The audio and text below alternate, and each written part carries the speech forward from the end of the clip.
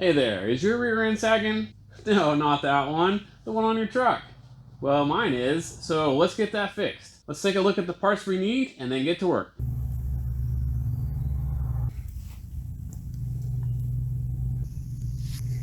First we have here a pair of shocks, front and rear, for a 01 to 05 Toyota Tundra. The front shocks should be a direct drop-in into the 3rd gen 4Runner. People like to use these because there's more settings to put your spring perch. There's 5 settings instead of only 3. The rear ones, I've heard a few different comments on how good they ride, or one thing that has to be changed is this rear bushing. That has a 1/2 inch bolt for a Toyota Tundra. The 4Runner needs a 3/4 inch hole. So it took a bit of work to find the right bushing for that. A bunch of the forum posts say, just get a bushing, but they don't say what. I guess Wheeler's Off-Road had a part number that you could order, but they don't give you the actual part number, so you'd have to get it from them. I did find it, so an energy suspension bushing.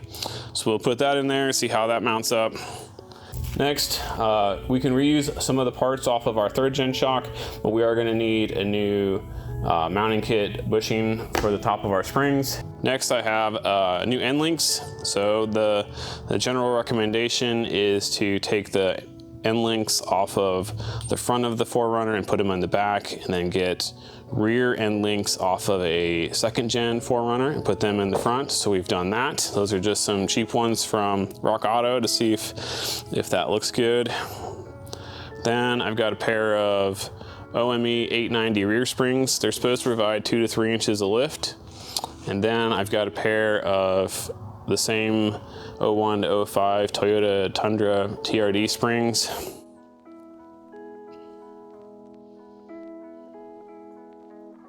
So you got different numbers left and right. They're supposed to provide 1 to 2 inches of lift, and then when you couple it with the shock, we'll see what we get.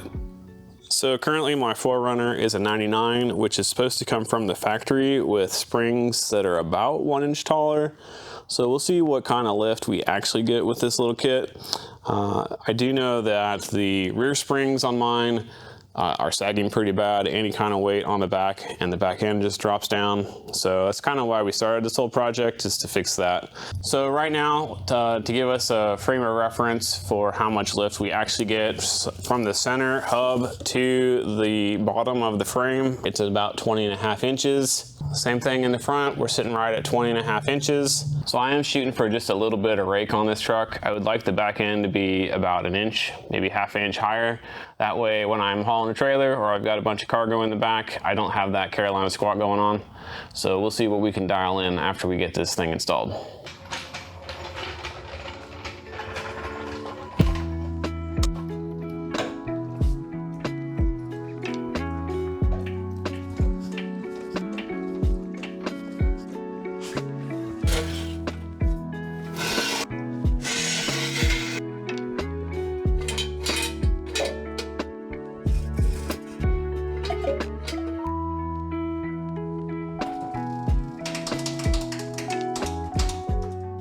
All right, so with the 4Runner up on some jack stands, we can crawl underneath it.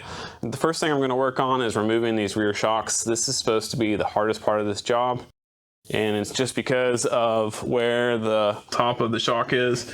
If you look way up in here, above this piece is where there's a bolt that you have to remove.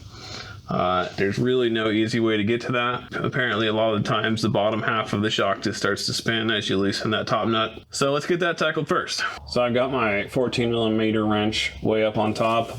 You're trying to get above this plate. I've got it on the bolt there.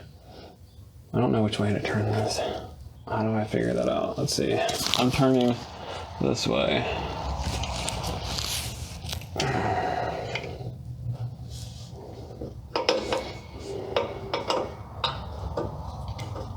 So luckily mine is turning super easy, so maybe this won't be so bad.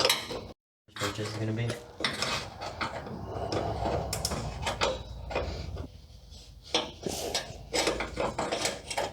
All right, so we got the nut off. The next thing up here is a pair of bushings and washers like this. Those came off really easy.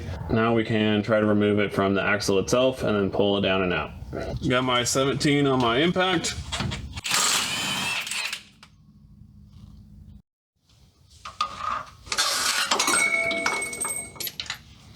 There it is, guys. Got her out. I've got a wrench on the nut on top and it's locked up here against the frame. I've got a giant pair of adjustable pliers and just grabbing onto this, I'm able to kind of turn it.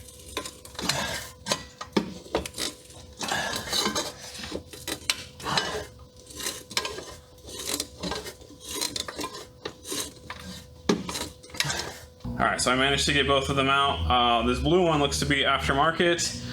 This one looks to be original. And it's funny that the original one is the one that's actually still in good shape. Look at that. All right, I think my next step is going to be to remove these end links so that I can disconnect the sway bar. Sway bars are designed to keep the axle kind of parallel or flat to the vehicle. So if I remove it, I should be able to raise or lower one side of the axle way higher than the other. And that should let me drop the one side down far enough that we can pull the spring out and put in a new one. So this looks like a 12mm. I think it's turning. All right.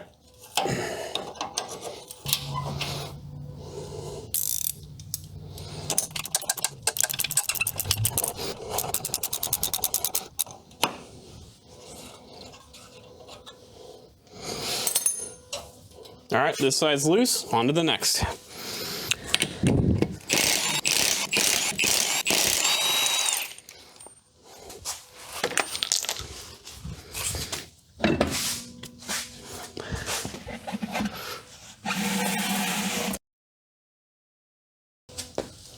Well, that's not good. It looks like we got some leaking axle seals.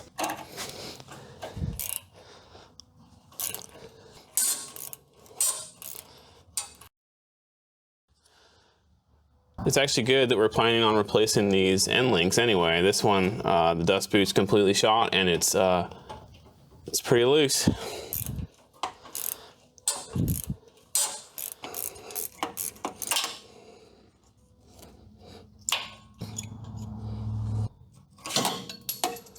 All right, with that, the sway bar is disconnected. The axle should be able to tilt down out of the way now. Let's give that a try.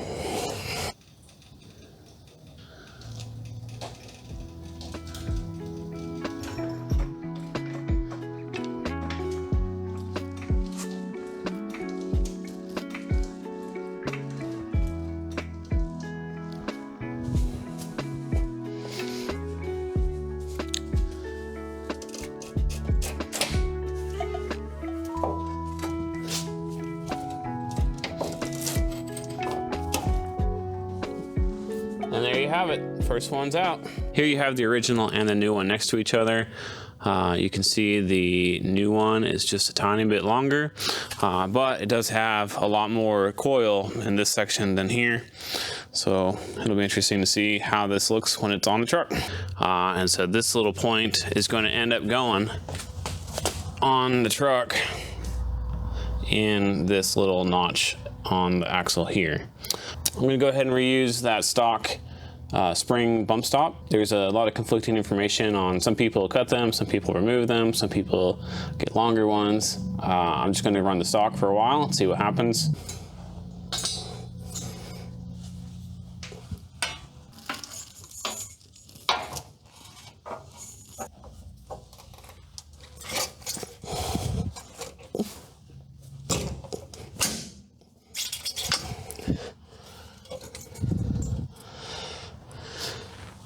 All right, so that was actually a little bit of more of a challenge to put in than the other. That extra little length made a difference. I had to push down a little bit harder and make sure that I was in the right spot as I was getting the top in. All right, I've got the jack set up, picked the axle back up, just checking my fit. I've got the end of the coil in that little notch, and the top of the shock is back on the perch it needs to be on. So I'll go ahead and raise this side up and put the other side in.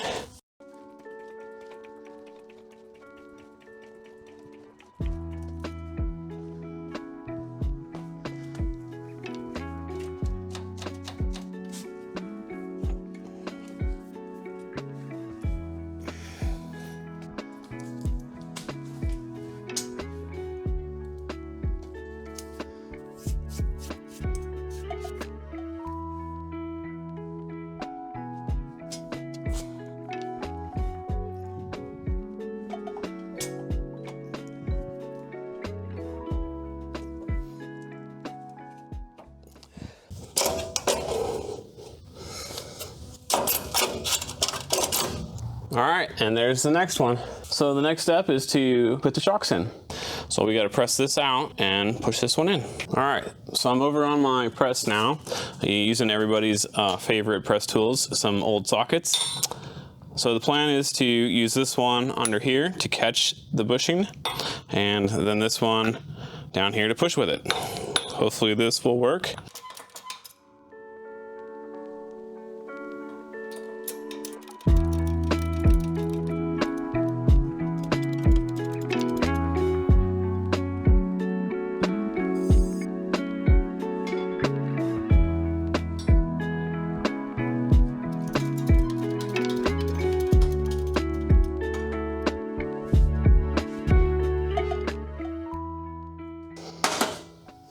That actually came out really easy. All right, so I'm just using a little bit of silicone grease.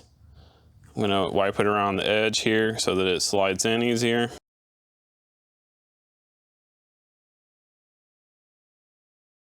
I'm starting out on the flat base and just getting the shock, just this part of it sitting on the plate here. Get the bushing in straight up and down.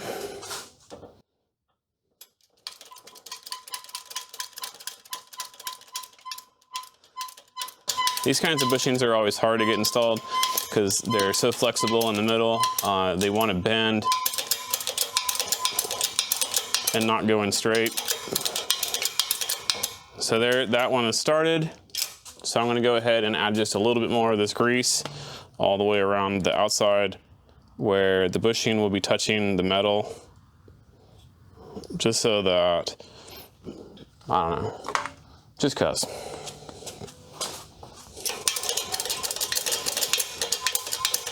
Now that it's started, I'm gonna have to switch to putting something underneath it so that the bushing can come out this other side. So that I've got my socket back, and that's just to fit that outside edge.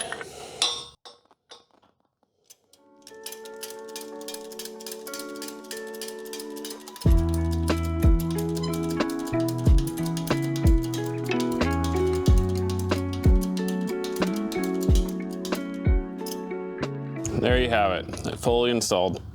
All right, to reinstall these, I'm going to start on the side of the car that already has the axle drop down.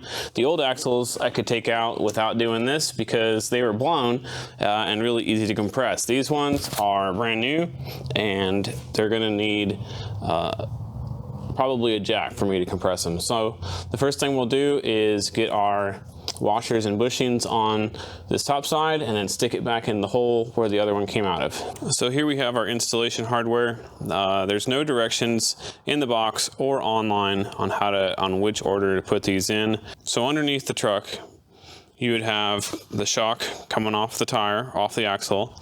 You could have a washer, and then the bushing, and then the mount of the truck would go here, and then on top of the truck you would have another bushing, and then another washer, and then finally the nut. But they give you this third one, and this third one has this little ridge on it, which happens to fit in the hole underneath the truck. So the shock mounts up through there, and then this washer is about the same size as this hole. So because there's no directions, what I'm going to do is I'm going to put the washer here, then a bushing, and then I'm going to put this so that it'll help center the shaft in the hole. And then on top of the mount, after I've pushed this up into the truck, I'll reinstall these two things on top with the nut. So the top of these do have a Allen that is a 5mm Allen. It's designed to hold this shaft still as you tighten the nut around here. Hopefully we can get it tight without having to do this, because doing it underneath that cab is going to be quite a challenge.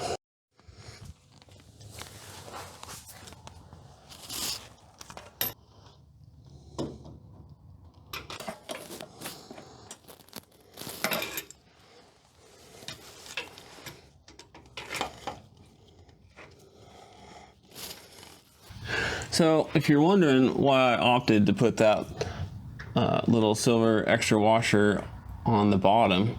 I figure it's probably supposed to help keep one of those bushings in the correct shape. And the shock is more likely to receive jarring impacts when we hit a bump than when we hit a hole, maybe. So I figured I'd put it underneath. It would have been nice if there were some actual directions.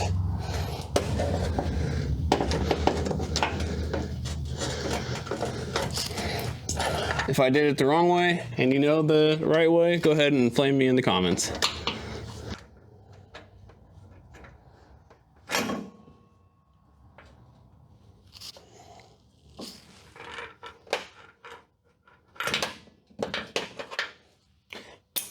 I just forgot to put the bushing and washer on the top. I'm glad I caught that before I got too far.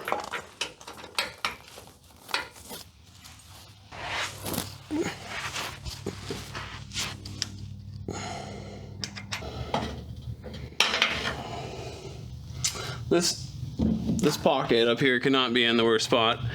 It almost feels like it would be easier to take the cab off to do this. Or at least like lift up the back end of it.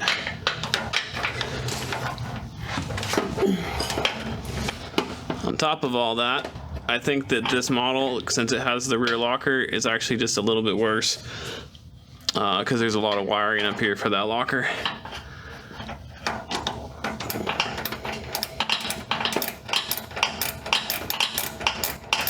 All right, now we're cranking.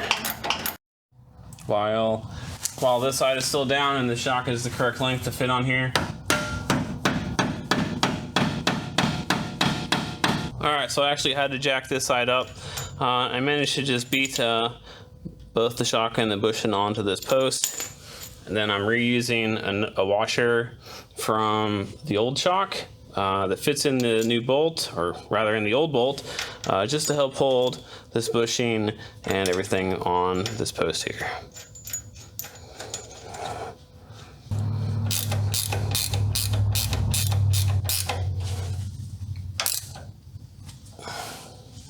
Okay, so that's both sides done on the back.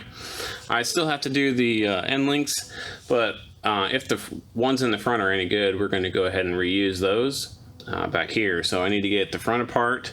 So I'll put the back tires back on and put this back on its own weight.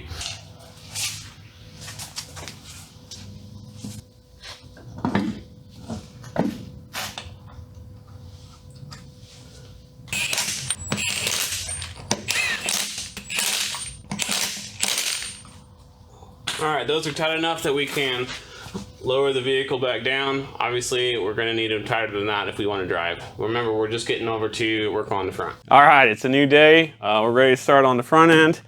Got the back end done yesterday. I had to go to Riley's and get the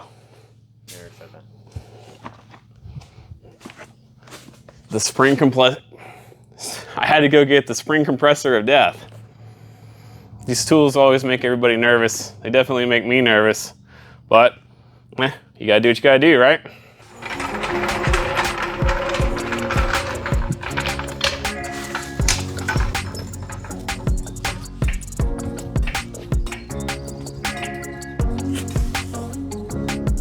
Down here.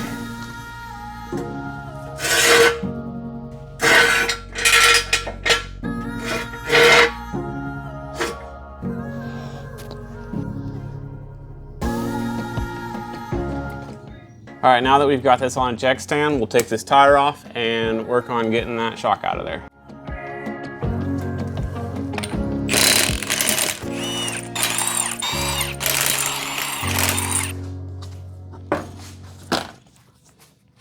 To remove this strut, we have to remove this bolt and these 3 bolts up here. All right, these bolts look a little bit rusty, so I'm gonna put some penetrating fluid on them. Help them come off. Look like a 17. Nope, they're a 14. Need to find a shorter one.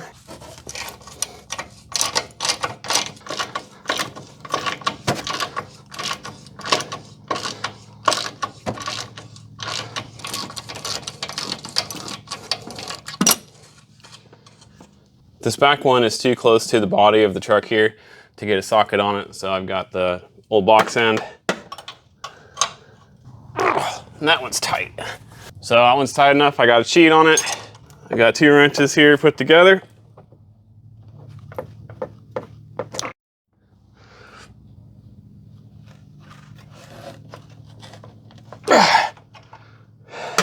All right, looks like it's turning.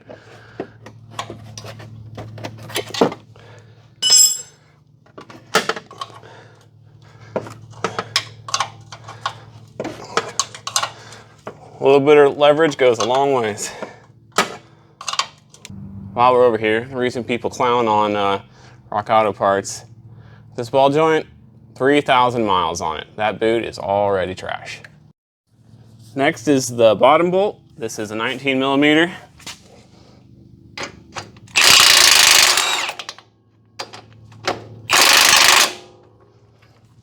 And looks like you got to put something on the other side.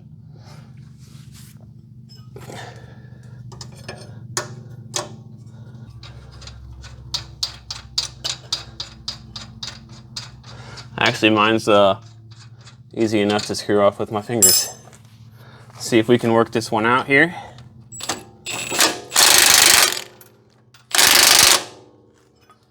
Nope, I'll try it forward a little bit.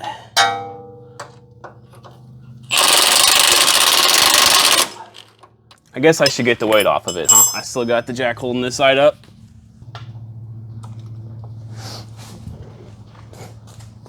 All right, maybe it'll come out now.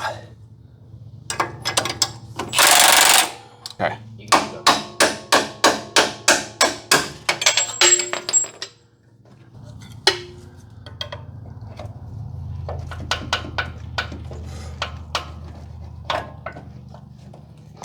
Well, I'm struggling to get the bottom of that shock out. Drove the bolt out with a screwdriver. Now the screwdriver's stuck. Probably this entire thing is still under too much pressure. Maybe I should have started with loosening this the upper ball joint off of here first. So let's go ahead and take that off. See if we can relieve some of this pressure, and then maybe it'll all come apart. Straighten this cotter pin out.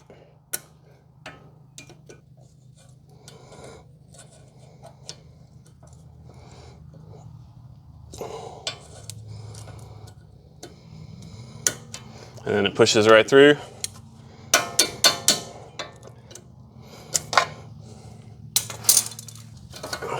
Loosen the nut.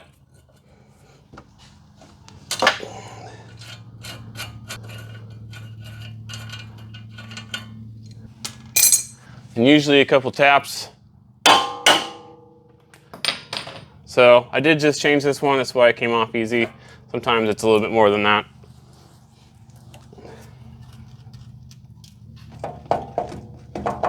All right, so that did not help my touching problem. The next suspect I have will be that sway bar. So I'll loosen this end link. So this is a 17.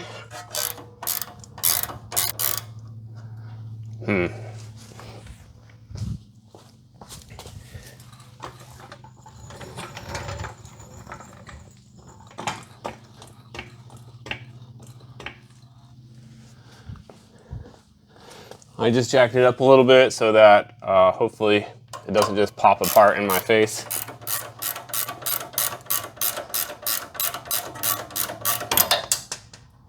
Not too bad.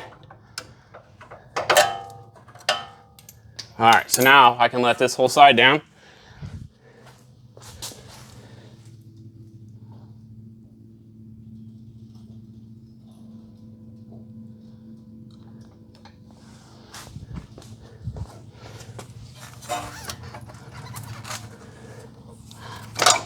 All right, so that was it. Upper control bar, the upper control arm ball joint was holding it, and the sway bar was holding it. Now that I got my screwdriver out and the top is loose, the shock just completely falls out. There it is. Okay, so we have to take the old one apart because we need the top mount to fit into our truck, into the 4Runner. These are everyone's favorite tool. They come in here, they grab the spring, they squish it together. Hopefully they hang on to it. And then you can take the top apart, and then hopefully you can loosen these up without everything exploding. Okay, so I've tried to put these on. If you just put it in straight, it doesn't fit. So I've got them, taking one off of the bar. If you push the safety out of the way and kind of do this little swoop motion, it'll fit. So if I do that on the top and the bottom, let's put this one actually up here, and this one on the bottom. Run the rod back up. So if I can't get them in with them going straight, hopefully they won't come out while they're straight, because now the spring is too wide or too thick to utilize the safeties. Another reason that people love this tool so much. All right, so that one's relatively straight. We put this one on the other side. All right, so there we go. They're approximately opposite of each other. We're gonna tighten both these bolts to squeeze the spring down, and then we can take this nut off of here and then loosen things back up, and hopefully no one dies. So kind of, we're just gonna work both of them a little bit at a time, and then hopefully no one is standing over there or over there in case this thing just explodes apart. When I was printing this from O'Reilly's, the guy that was working there said he did it on his car and launched a spring through the ceiling of his garage. So, it's a little words of encouragement before I took this thing home.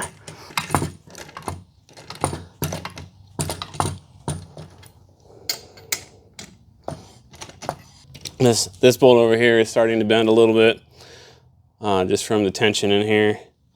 It would have been nice if I'd have gotten these things on this coil. I think these are just expanding now. I might go ahead and try and just loosen this and see if I've got enough tension off of this that we can do it. All right, so I've got a 17mm deep socket on the top. A little bit of penetrating oil.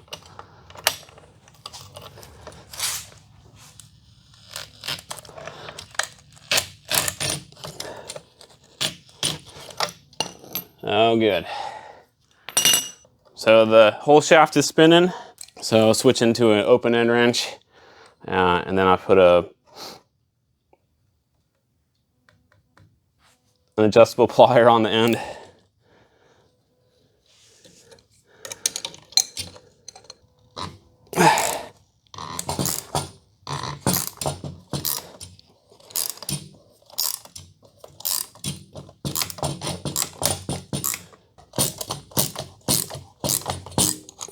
All right, I'm coming to the end of the threads on this stud. All this stuff is still tight, which means it's not getting looser, it's just expanding. Well, we could try moving these to this one. All right, I went ahead and took it apart, moved these things back up one more coil. I just wasn't gonna risk doing that. So now this top piece is loose, which tells me that all the tension is off of it, and I can go ahead and remove this nut.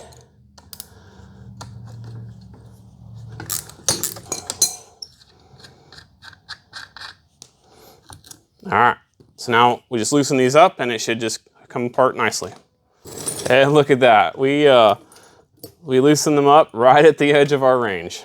That's why I actually put the one shorter down. I was worried that as this came apart, this was gonna wanna just pop off the end. So thankfully, that didn't happen. There we go. Oh, this one might pop off the end. Oh, look at that. Can't get luckier than that. So this is what we were trying to get. I'm gonna go ahead and clean this up a little bit on the grinder, just get a little of that rust and dirt off of there.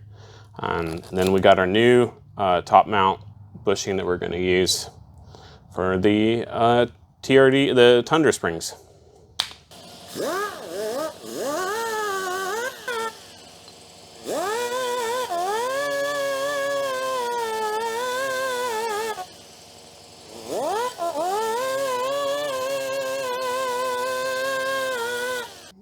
I had to take a break to do a little Google foo. The directions are showing the new upper bushing, which we have here, and then a washer going on top of that, and then the nut. And they don't show any bushings under here, so they're telling me that this metal plate is supposed to go on this washer, which they show down here, and that's just supposed to go together like that. And I was like, there's no way that's right.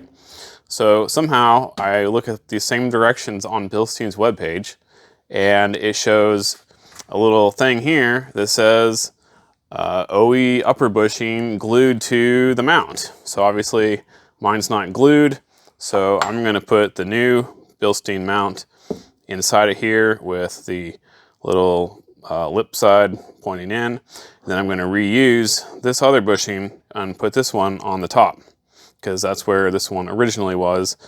And then we'll assemble with the washers like it indicates here. This spring comes with 5 different settings. I'm not sure how much each of these is really going to give me for a lift on this vehicle. There's a chart for a Tundra. Obviously we're using these on a 4Runner. It's going to be a little bit different. I'm just going to start with the lowest setting, and if it doesn't give me what I need, then we can always come back someday and raise it up more.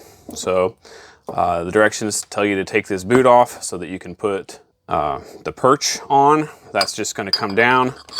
One other thing that the directions told me to do, and I didn't even read these before I started, it wants you to check the spring alignment, where the coil spring is rotated on the vehicle before you take it apart, so that way when you put this, so that when you install this piece, it's rotated correctly, so that everything is aligned on the vehicle right. So I'm going to have to go look at the passenger side and hopefully mirror that on this side. And so the one that I still have together on the vehicle is the driver's side.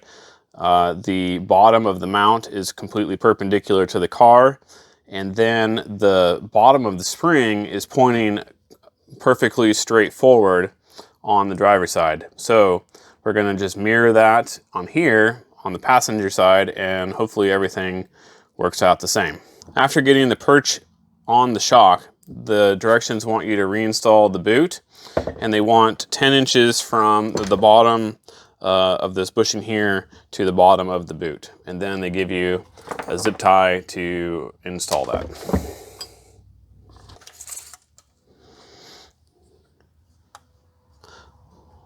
"10 inches is going to put it just above that top perch. So that's probably close enough. Got my zip tie started, and one more double check, and that's at 10 inches.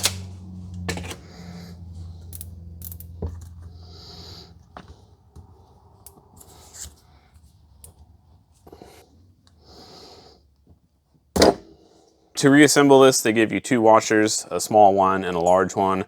Both of them are a little bit cupped. They want the smaller one on the bottom. We're going to install that with the cup pointing up. We'll put the bushing in with the little ridge pointing up. And that goes on super tight. And so then that's where this little bushing that's in, or this washer that's in here, is where the OE bushing was supposed to be glued. All right, so if you remember, we said that the driver's side, this bushing on the shock is perpendicular to the vehicle, and then the little perch that the end of the spring sits in needs to be pointing towards the front. So on the passenger side, which is what we're working on, we have it aligned so that this will be the front. And then here I have the new washer and the new bushing, which will go into the top mount plate. And now you can see you can't get the nut on the end of that, especially if we use the new bushing here. So we're gonna have to compress the spring, and then we can install all of that stuff.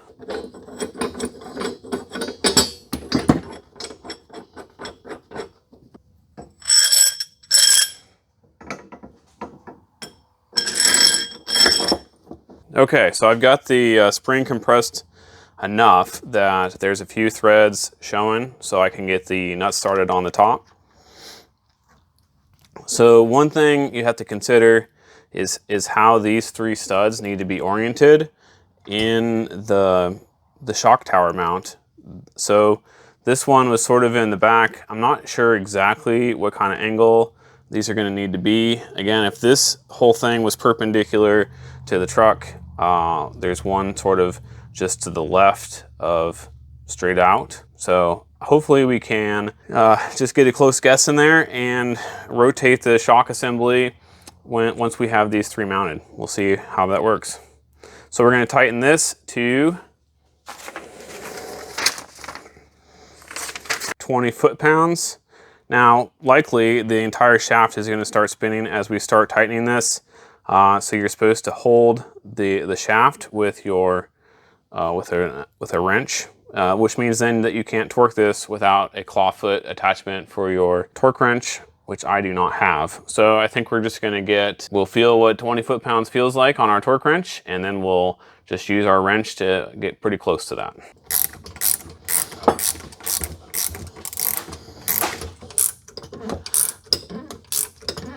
All right, so we're set to 20. We'll give it a go, see if we can get there.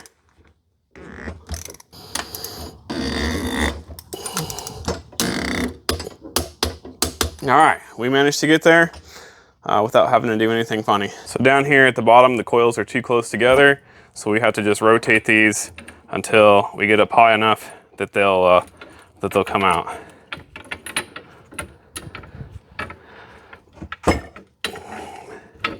There's one, and then this one looks like it's a little bit stuck in there.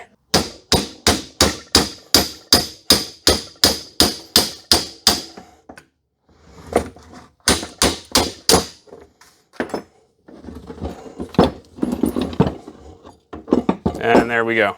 All right, so we're over here at the truck again, ready to reinstall our strut. We want to get the top in first. Get the nuts started on it.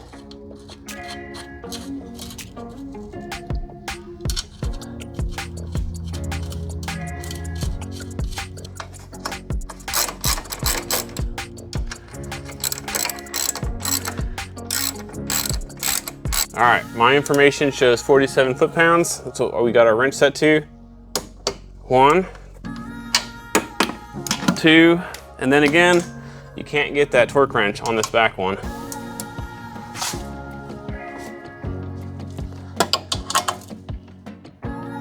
So we'll just kind of compare it to the front and hope that's good enough. So from what I had read on the internet, a lot of people have trouble getting these 2 bolts to line up. It looks like we're not going to have an issue with that, and then maybe it's because we've loosened our upper ball joint and taken off the end link on our sway bar, and maybe that's what let our lower control arm droop far enough so that we'll be able to bolt this up pretty easy. All we'll have to do is jack this up a tiny bit and until these 2 holes line up, and then the bolt should slide right in. Just a little more. And right there. Couple taps to put it in. And we need our nut that went on the back. All right, so I've got a 19 on my ratchet and a 19 end wrench on the nut.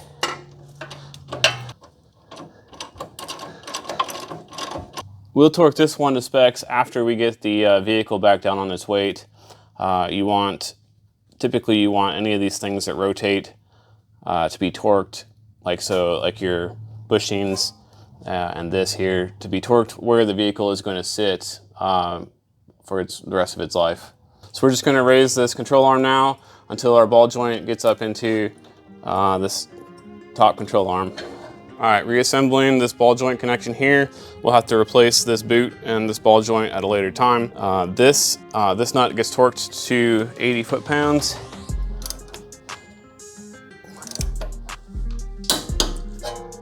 We have a cotter pin. We're going to go ahead and reinstall our old one back into the hole, and then you bend that up to lock it in there. Here we're going to pull off our front sway bar end link. This is the one that needs to move to the back.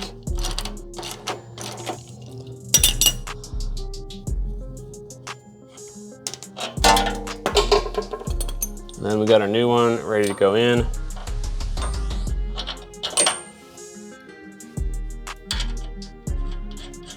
All right, so we got that in. The torque spec for that is 22 foot-pounds.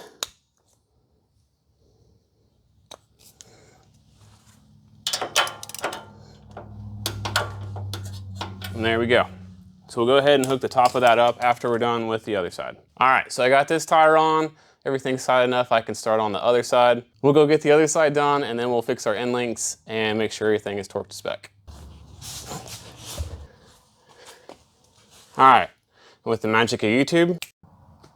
So we're here on the other side, it's done. I've got this retorqued. We're putting the end links in. The other side I've already got buttoned up. So we're gonna put this together. You get a washer, a bushing, then the sway bar, and another bushing, then the top washer, and then the nut will go on top. All right, that's good.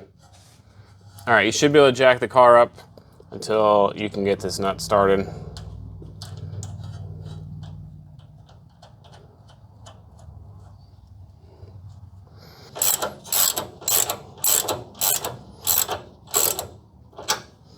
And then the torque spec is 22 foot-pounds.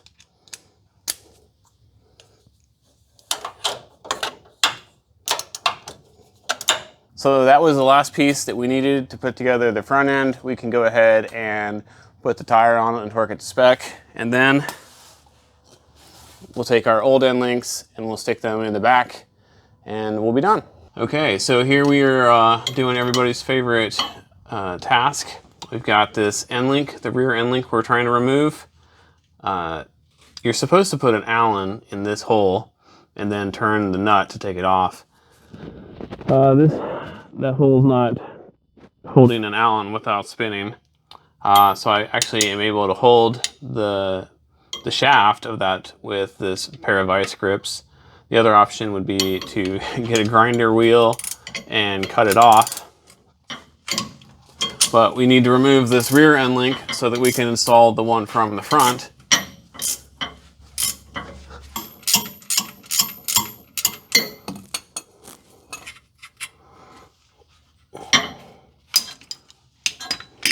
So these new ones, again, are going to have a washer underneath and then a bushing and then the frame mounting point just up here, right there.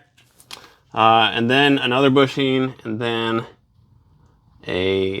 another washer and then the nut. Now, I'm able to reuse the ones from the front. I've replaced the front ones about a year ago, so they're still in pretty good shape. If my front ones had slop in them like this, I would replace everything. So you might just, if you haven't changed them in a long time, you might be prepared to just go ahead and swap everything.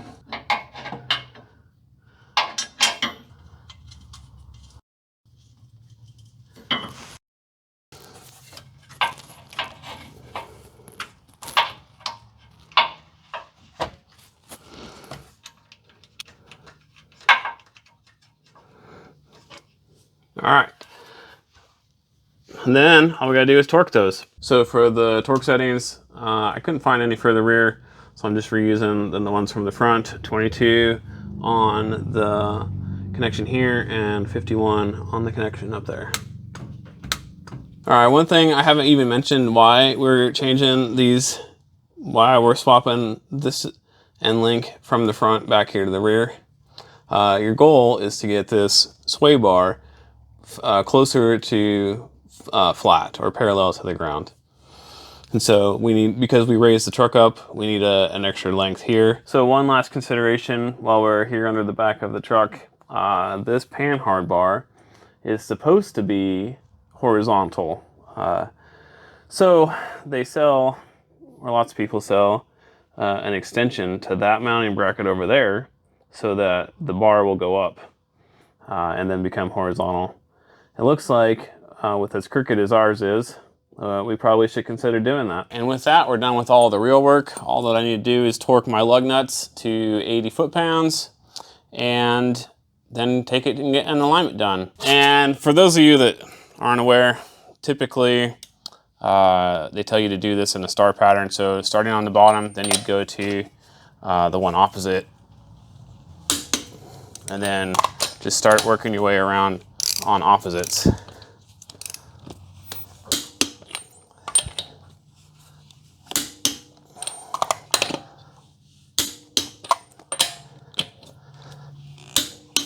We'll get all 4 done, and then I'll show you how much actual lift we got. Okay, so there's how it's sitting now. And let me grab my tape. And in the front, before we had 20.5 inches from the center to the fender, and now looks like we're at 22 inches. So we gained about 1.5 inches up here, and that was on the lowest perch setting on these springs. So that gave us 1.5 inches. And then back here on the rear, we also had 20.5 inches, and now we are at, looks like 23 inches. So back here we gained 2.5 inches, and in the front 1.5. Now I had heard that the lowest perch setting on those shocks should have given me 2.5 inches. And if I had the 99 talls, which are supposed to be 1 inch taller, I should have gained that 1.5 inches like I did, so that works out. So what's surprising is how much I actually gained back here, because these springs, the 890s, the OME 890s, are listed at a 2 to 3 inch spring, and so I would have expected to gain 1 to 2 inches over the stock height. So maybe my rear had actually sagged that much, and my old springs had lost a whole inch of lift. Hey there guys, just wanted to give you an update on how these springs and shocks are working out for us. I've got a couple 100 miles on the clock now. The alignment's done. Overall, I think the ride's pretty good. It doesn't feel very stiff. It actually feels a little bit better than the half worn out stock suspension that I had from the original, which kind of makes sense, right? We've got stock Tundra springs in the front, and these 890s are said to be a little bit stiff for the rear. I'm not feeling that. As I go over bumps and things, it's a little bit jarring. I just finished the worst section of road that we have on my way home from work, and while it's better than the previous set, it's still not as smooth as like say my Passat or something. But you know, for an old SUV, I think it's pretty good. There are some complaints about these these Tundra rear shocks being a little bit soft. I don't think that the back end bounces too bad. So for a semi-budget lift kit, definitely not a bad choice. So thanks for watching. Hope this video helped you a little bit with your install. And as always, like and subscribe. Catch you next time.